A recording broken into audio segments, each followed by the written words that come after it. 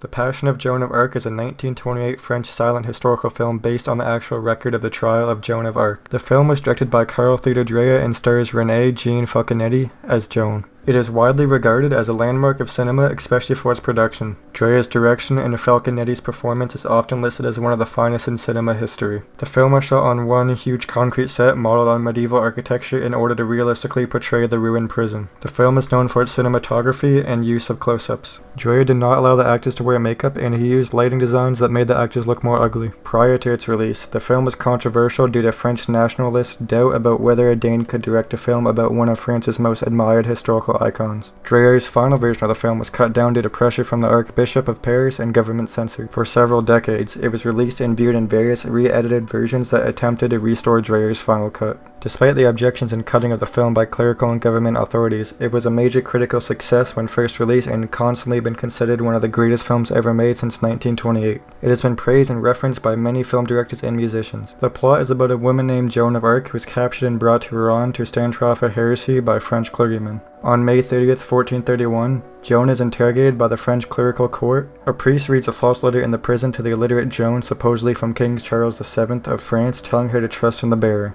When that too fails, Joan is taken to view the torture chamber, but the sight that causes her to faint does not intimidate her. When she is threatened with burning at the stake, Joan finally breaks and allows a priest to guide her hand in signing a confession. As the flames consume Joan, the troops and crowd clash and people are killed. A subtitle states that the flames protect her soul as it rises to heaven. The movie debuted on April 21st, 1928 at the Pallets Teatret Cinema in Copenhagen. The film's release was delayed due to the persistent efforts of many French nationalists who objected to the fact that Dreyer was neither Catholic nor French, and to the then-rumored casting of Lillian Gish as Joan. As early as January 1927, Jean-José Frappé said that whatever the talent of the director, he could not give us a Joan of Arc in the true French tradition, and that American star cannot be our Joan. She was wholesome, lively, shining with purity, faith, and courage. To let this be made in France would be a scandalous abdication of responsibility. Before its French premiere, several cuts were made by order of the Archbishop of Paris and by government censors. Dreyer was angered by these cuts as he had no control over them. Later that year, on December 6th, a fire at UFA Studios in Berlin destroyed the film's original negative. Only a few copies of Dreyer's original cut of the film existed. Dreyer was able to patch together a new version of the original cut using alternate and initially unused takes. Over the next 4 decades, it became difficult to find copies of Dreyer's second version, and copies of the original were thought to be even scarcer. It was re-released in 1933 in a 61-minute cut which included a new narration by radio star David Ross. In 1951, Joseph Mary Lo Duca found a copy of the negative of Dreyer's second version in the Gaumont studio vaults. Dreyer himself objected to this cut. The original version was lost for decades after a fire destroyed the master negative, and only variations of Dreyer's second versions were available. In 1981, an employee of the Dikemark Hospital Mental Institution in Oslo found several film canisters in a janitor's closet that were labeled as being the Passion of Joan of Arc. The canisters were then sent to Norwegian Film Institute, where they were first stored for 3 years until finally being examined. It was then discovered that they were Dreyer's original cut prior to government censorship. There were never any records of the film being shipped to Oslo, but film historians believe that the director of the institution may have requested a special copy since he was also a published historian.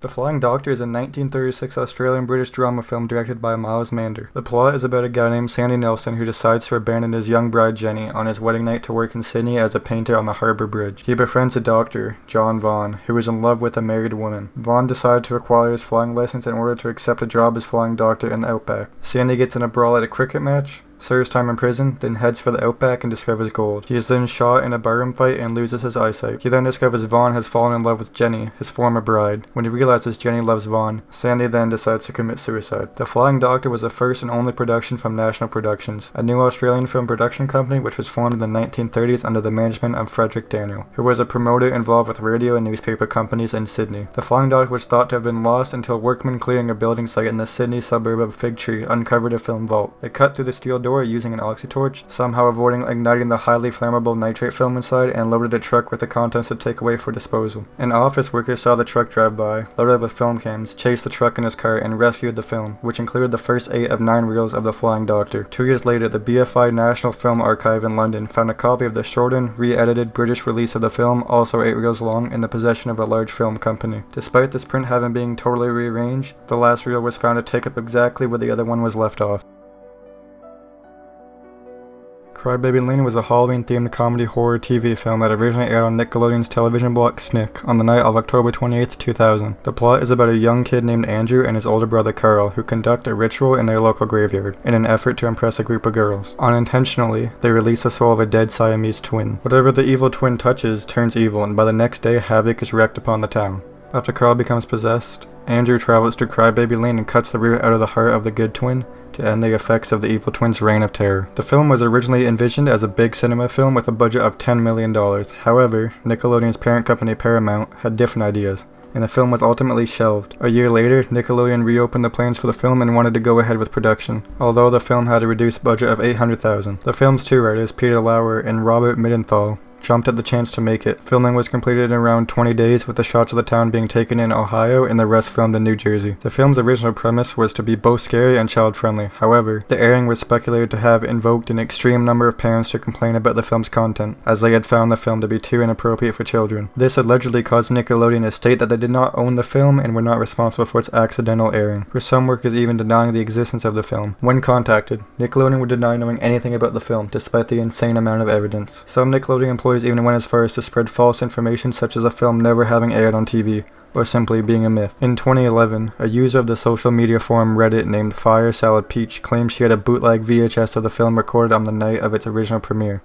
On a thread of the talkboard r/today I learned, she later released the film on a file sharing website and YouTube, attracting hundreds of viewers. The sudden spike in popularity the Reddit thread had gathered is speculated to have prompted T and Nick to re-air their film on October 31st, 2011, where they proclaimed and advertised that it was Nickelodeon's dark secret, or it was so scary that it was banned from TV. The airing ultimately revealed that Nickelodeon had the film all along. The film's director, Peter Lauer, was interviewed soon after its rediscovery and said that he was surprised and flattered by the attention his film had gotten after 11 years of its original release. He claimed that he was unaware of its supposed banning by Nickelodeon, stating that he just assumed they didn't show it again because they didn't like it. I thought it failed and I just moved on. A Nickelodeon representative later claimed that the film was never banned, disowned, or destroyed by Nickelodeon, but that it was merely forgotten.